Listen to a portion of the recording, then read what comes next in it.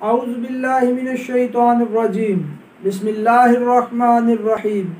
السلام علیکم ناظرین، میں ہوں سید معظم بخاری اور آپ دیکھ رہے ہیں پیام رمضان۔ ناظرین، آج کے پروگرام میں ہم جانیں گے روزے کے اثرات کیسے حاصل ہوتے ہیں۔ آج ہمارے ساتھ شریک گفتگو ہیں جامعہ علوم اسلامی کے سینئر طالب علم علی رضا حیدری صاحب۔ السلام علیکم آغا صاحب۔ آغا صاحب، ہم آپ کو اپنے پروگرام میں خوش آمدید کہتے ہیں اور آپ کا شکریہ ادا کرتے ہیں کہ آپ نے اپنے قیمتی وقت میں سے ہمارے پروگرام کے لیے وقت نکالا۔ آغا صاحب، میرا آپ سے سوال یہ ہے کہ روزے کے اثرات کیسے حاصل ہوتے ہیں؟ اعوذ باللہ من الشیطان الرجیم، بسم اللہ الرحمن الرحیم، الحمدللہ والصلاۃ والسلام علی اہلہ اما بعد۔ سب سے پہلے تو میں شکر گزار ہوں المعرفت چینل والوں کا کہ جنہوں نے مجھے یہ موقع فراہم کیا کہ آج میں ناظرین کے سامنے کچھ گزارشات پیش کرنے کی سعادت حاصل کی۔ آپ نے جو سوال کیا بڑا خوبصورت سوال ہے۔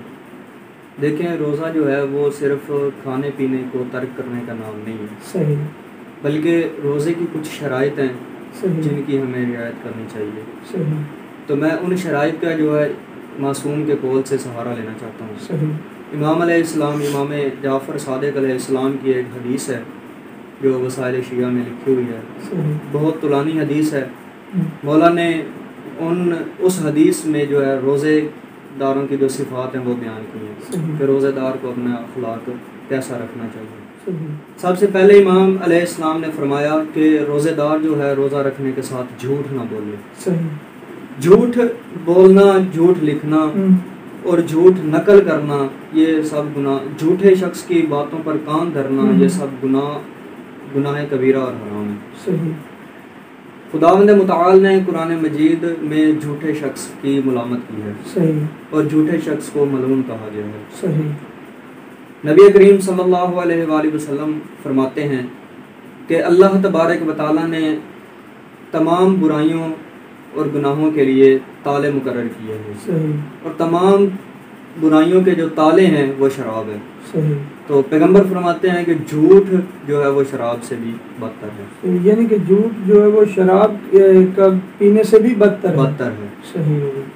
ایک اور جگہ پر امیر المومنین علی ابن ابی طالب علیہ السلام فرماتے ہیں، مولا فرماتے ہیں کہ لا یجد عبد طعم الایمان، کوئی شخص بھی ایمان کا ذائقہ نہیں چکھ سکتا حتی یترک الکذب حزلہ وجدہ۔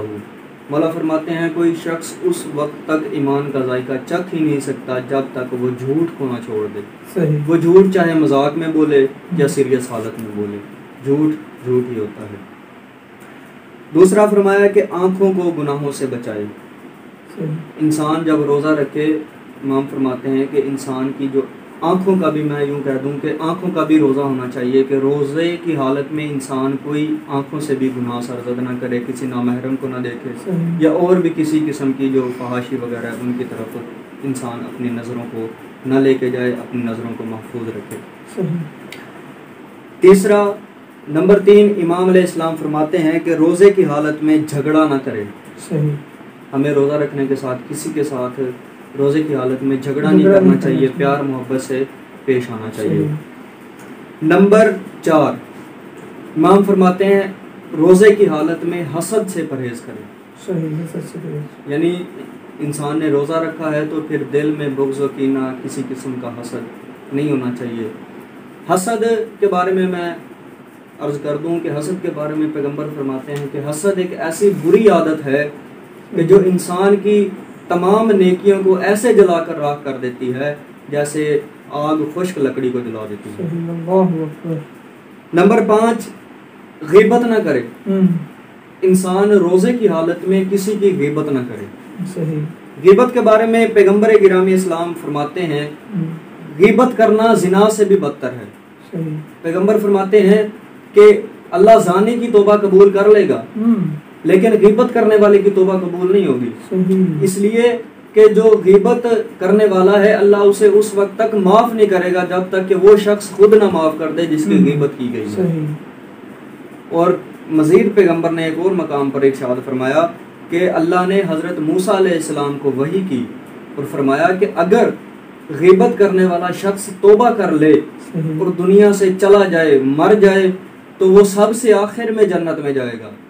لیکن اگر وہ توبہ کیے بغیر ہی دنیا سے چلا جائے، فوت ہو جائے، تو وہ سب سے پہلے جہنم میں جائے گا. یعنی کہ غیبت کرنے والا شخص اگر توبہ نہیں کرے گا جی تو وہ سب سے پہلے جہنم میں جائے گا، اور اگر بالفعل وہ توبہ کر کے اس دنیا سے جاتا ہے تو پھر جنت میں سب سے آخر جائے گا. جنت میں سب سے آخر. یعنی کہ غیبت کا اتنا سخت ترین یہ فعل عذاب ہے یا بری صفت ہے. تو یہ تو عام حالت میں اتنا اس کا عذاب یا اتنی اس کی جو ہے کیا کہتے ہیں سزا سنائی گئی ہے، لیکن روزے کی حالت میں تو پھر بدرجہ اولا جو ہے اس کا عذاب بڑھ جائے گا. تو نمبر 6 کہ انسان روزہ رکھنے کے ساتھ حق کی مخالفت نہ کرے. انسان نے روزہ رکھا ہے، روزے کی حالت میں انسان حق کی پیروی کرے، حق کی مخالفت نہ کرے. نمبر 7 غصہ نہ کرے. اگر روزہ رکھنا ہے روزے کی حالت میں غصہ نہ کرے.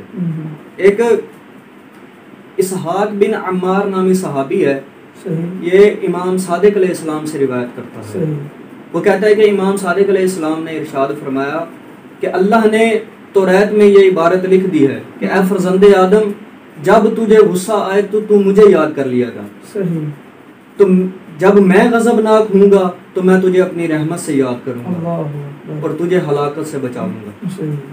کہ اللہ نے ارشاد فرمایا کہ جب تجھ پر کوئی شخص ظلم کرے تو تو اس کو میرے سپرد کر دیا کر، اس ظلم کے بدلے کو میرے سپرد کر دیا کر، اس کا دفاع میں خود کروں گا جو تیرے دفاع کرنے سے بہتر ہوگا.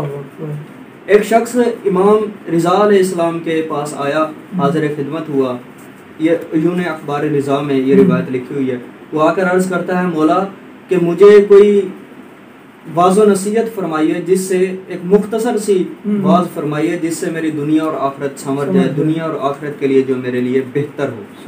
تو امام رضا علیہ السلام نے ارشاد فرمایا اے شخص لا تغضب، تو غصہ نہ کیا کر. غصہ نہ کیا کر. نمبر 8 گالی نہ دے. روزے کی حالت میں روزہ دار گالی نہ دے. نمبر 9 روزے کی حالت میں دوسروں کو زحمت میں نہیں ڈالنا چاہیے. نمبر 10 کسی کو برا بھلا نہ کہے، کسی کی تذلیل و تحقیر نہ کرے، کسی کو حقیر نہ سمجھے. اس حوالے سے پیغمبر گرامی اسلام کا ایک بڑا بہترین فرمان ہے.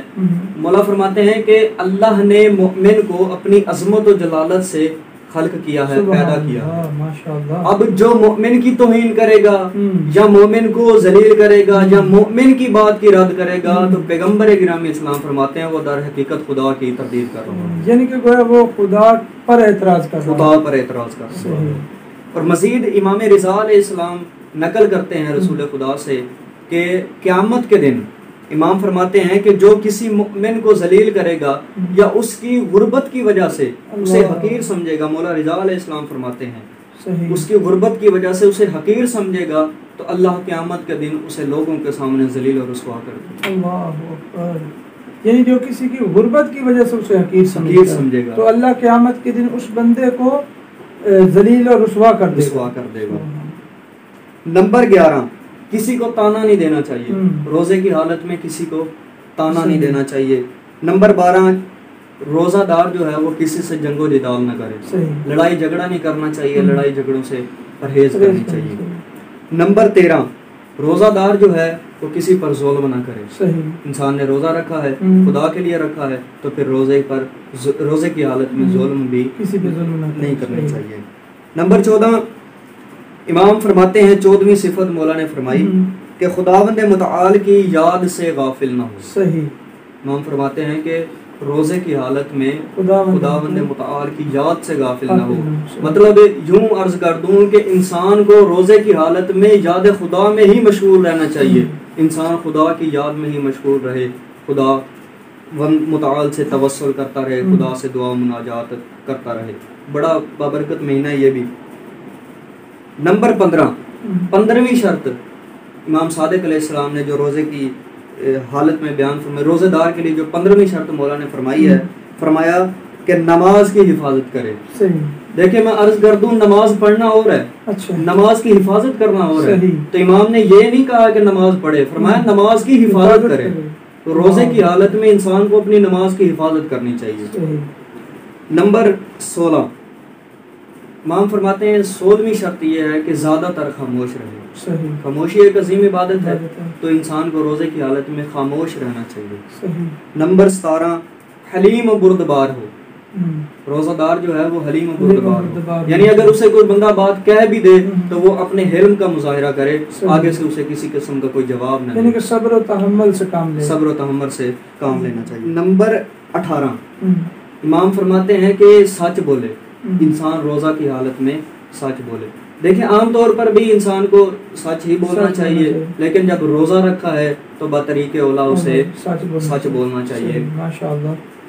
نمبر 19 امام فرماتے ہیں برے لوگوں سے دوری اختیار کرے. صحیح. برے لوگوں کی روزے کی حالت میں برے لوگوں کی صحبت اختیار نہ کرے. ممکن ہے اس کا فلسفہ یہ ہو کہ اس نے روزہ رکھا ہوا ہے اور ہو سکتا ہے کہ برے لوگوں کی صحبت میں بیٹھے اور اس کا روزے کو جو ہے اس پر غلط اثرات مرتب ہو سکتے ہیں. اس لیے مولا فرماتے ہیں کہ روزے کی حالت میں برے لوگوں کی صحبت سے پرہیز کرے. اس کی بجائے نیک لوگوں کی صحبت میں بیٹھنا چاہیے, علماء کی صحبت میں بیٹھے تاکہ اسے دین کی طرف رغبت حاصل ہو. نمبر 20 لہو لعب سے بچے. صحیح. لہو لعب موسیقی وغیرہ سے گریز کرے. تو میں عرض کر دوں کہ امام صادق علیہ السلام سے ہی یہ روایت ہے. مولا فرماتے ہیں کہ جب حضرت آدم علیہ السلام کی وفات ہوئی تو ابلیس اور قابیل نے جشن منایا تھا اس کی وفات پر. حضرت آدم علیہ السلام کی وفات پر جشن منایا تھا. تو اس وقت ابلیس کا جو جشن منانے کا طریقہ یہ تھا کہ اس نے اس وقت موسیقی کے آلات ایجاد کیے تھے. صحیح. اس نے اس طریقے سے جشن منایا تھا. مولا فرماتے ہیں آج دنیا میں جتنے بھی موسیقی کے آلات پائے جاتے ہیں وہ سب کے سب کیا ہے, ابلیس کی ایجاد ہے. تو ہمیں ابلیس کی پیروی نہیں کرنی چاہیے, ہمیں اپنے معصوم امام کی, اپنے ائمہ کی سیرت طیبہ پر عمل کرنا چاہیے. نمبر 21 کسی سے دشمنی نہ رکھے. روزہ کی حالت میں کسی سے دشمنی نہ رکھے. دل میں بغض و کینہ, نفرت, عداوت نہیں رکھنی چاہیے. انسان کا دل روزے کی حالت میں پاک و صاف ہونا چاہیے. سبحان اللہ. نمبر 22 چغل خوری نہ کرے. روزے کی حالت میں چغل خوری نہ کرے, چغلی نہ کرے. نمبر 23 مولا فرماتے ہیں قیامت کے لیے آمادہ. روزہ دار جو ہے وہ قیامت کے لیے آمادہ ہونا چاہیے کہ قیامت کا دن بھی انشاءاللہ آئے گا. نمبر 24 خدا کے دیدار کے لیے آخرت کا سامان کرے. یعنی روزہ رکھا ہے تو انسان کو تقوی اختیار کرنا چاہیے. آخرت کے لیے زیادہ سے زیادہ راہ اختیار کرنے کی کوشش کرنی چاہیے, زیادہ راہ حاصل کرنے کی کوشش کرنی چاہیے کہ انسان جو ہے وہ قیامت کے دن اپنے مولا کی بارگاہ میں سرخرو ہو سکے. صحیح. نمبر 25 عبادت اور روزمرہ کی زندگی میں خاضع رہے. یعنی امام فرما رہے ہیں کہ روزے کی حالت میں جو انسان عبادت کر رہا ہے اس میں خشوع و خضوع ہونا چاہیے. روزے کی حالت میں عام طور پر بھی یہ ہے کہ عبادت میں خشوع و خضوع ہونا چاہیے, تو روزے کی حالت میں تو بطریق اولا انسان اپنی عبادت میں خشوع و خضوع پیدا کرے تاکہ عبادت میں جو ہے 100% خالصتاً جو ہے وہ خدا کے لیے عبادت کی جائے. نمبر 26ویں جو نشانی یا 26ویں جو شرط امام نے فرمائی ہے روزے کی, روزے دار کی, امام فرماتے ہیں اپنے اسرار کو محفوظ رکھے. صحیح. یعنی اپنے جو راز ہیں, اپنے اسرار ہیں, انہیں اپنے پاس محفوظ رکھے, انہیں عیاں نہ کرے لوگوں کے سامنے روزے کی حالت میں. نمبر 27 امام فرماتے ہیں اپنے دل کو یاد خدا سے بھر دے. صحیح. روزے کی حالت میں انسان کو چاہیے کہ اپنے روزہ دار کو چاہیے کہ اپنے دل میں یاد خدا ہی رکھے. یاد خدا کے علاوہ کسی غیر کی یاد نہ ہو. صحیح. امام صادق علیہ السلام فرماتے ہیں نمبر 28 یعنی 28ویں جو شرط مولا نے روزے کی بیان فرمائی ہے, مولا فرماتے ہیں کہ اپنے بدن کو نجس اور حرام سے پاک کرے. نمبر 29 آخری اور جو شرط ہے روزے کی حالت میں مولا نے جو بیان فرمائی ہے, امام فرماتے ہیں کہ خدا کا خوف اور اس سے امید رکھنے والا دل رکھے. صحیح. یعنی اپنے دل کے اندر خدا کا خوف رکھے اور امید رکھے خدا سے. صحیح. یہ روایت وسائل شیعہ جلد نمبر 7 صفحہ نمبر 119 میں درج ہے. امام علیہ السلام نے اس حدیث میں جو ہیں روایات وہ شرائط بیان کی ہیں کہ جو انسان کو روزے کی حالت میں اپنانی چاہیے، جن کے ذریعے سے انسان کا روزہ صحیح ہو سکتا ہے اور ہم روزے کا مقصد حاصل کر سکتے ہیں، یعنی کہ ان شرائط کے ساتھ انسان روزے کا مقصد حاصل کر سکتا ہے۔ ماشاءاللہ بہت ہی اچھی گفتگو کی آغا صاحب آپ نے۔ آغا صاحب ہمارا جو پروگرام کا آخری حصہ ہے اس میں ایک فقہی سوال ہوتا ہے، تو آج کا جو فقہی سوال ہے وہ یہ ہے کہ فطرہ کن لوگوں پر واجب ہے؟ جی ماشاءاللہ بڑا خوبصورت سوال ہے۔ دیکھیں فطرہ جو ہے عید الفطر کی رات غروب آفتاب کے وقت واجب ہوتا ہے، اور یہ بالغ عاقل شخص پر واجب ہوتا ہے، اور جو شخص بے ہوش نہ ہو اور فقیر نہ ہو ان اشخاص پر فطرہ واجب ہوتا ہے۔ تو میں فقیر شخص کی وضاحت کر دوں۔ فقیر اس شخص کو کہتے ہیں کہ جس کے پاس اپنے اور اپنے اہل و عیال کے سال بھر کے اخراجات مہیا نہ ہوں، اس شخص کو کہتے ہیں فقیر۔ تو جو شخص فقیر نہ ہو اس پر بھی فطرہ واجب ہے، یعنی کہ جس شخص کے پاس پورے سال کے اخراجات نہ ہوں اسے فقیر کہتے ہیں، جی، یعنی کہ اس کے اپنے لیے بھی اور اس کے اپنے اہل و عیال کے لیے بھی، جی، وہ یعنی کہ اس کے پاس اگر وہ اخراجات نہ ہو تو اسے فقیر کہتے ہیں۔ جی، اور فقیر پر فطرہ واجب نہیں ہے، لیکن جو فقیر نہیں ہے اس پہ فطرہ اس واجب پر ہے۔ فطرہ واجب ہے۔ ماشاءاللہ صاحب آپ نے بہت ہی اچھی گفتگو کی، اور ہم آپ کا شکریہ ادا کرتے ہیں کہ آپ ہمارے پروگرام میں تشریف لائے۔ اور اسی کے ساتھ ناظرین آج کے پروگرام کا وقت ختم ہوتا ہے، ہم آپ سے اجازت چاہتے ہیں، انشاءاللہ آپ سے ملاقات ہوگی اگلے پروگرام میں، تب تک کے لیے اللہ حافظ۔